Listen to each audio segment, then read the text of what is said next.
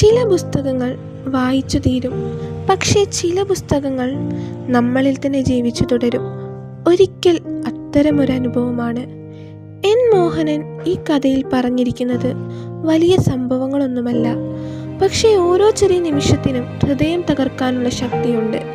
വായിക്കുമ്പോൾ ഒരു സമയത്ത് തോന്നും, ഇതൊരു കഥയല്ല, എവിടെയോ നമ്മളും ജീവിച്ചു പോയ ഒരു ഓർമ്മയാണ്. ചില ആളുകൾ ജീവിതത്തിലേക്ക് വരുന്നത് നമ്മളെ മാറ്റാൻ മാത്രമാണ്. പറയാതെ ബാക്കിയാക്കുന്ന സ്നേഹങ്ങൾക്കാണ് ഏറ്റവും കൂടുതൽ വേദന. കാലം കടന്നുപോയാലും ചില മുഖങ്ങൾ മനസ്സിൽ പഴയ പോലെ തന്നെ നിൽക്കും. നമ്മൾ മറന്നെന്നു കരുതുന്ന ഓർമ്മകൾ ഒരു രാത്രിയിൽ വീണ്ടും തിരിച്ചു വരും. ജീവിതത്തിൽ ഏറ്റവും കൂടുതൽ വേദനിപ്പിക്കുന്നത് നഷ്ടപ്പെട്ട ആളുകളല്ല, അവരോടൊപ്പം ഉണ്ടായിരുന്ന ചെറിയ നിമിഷങ്ങളാണ്.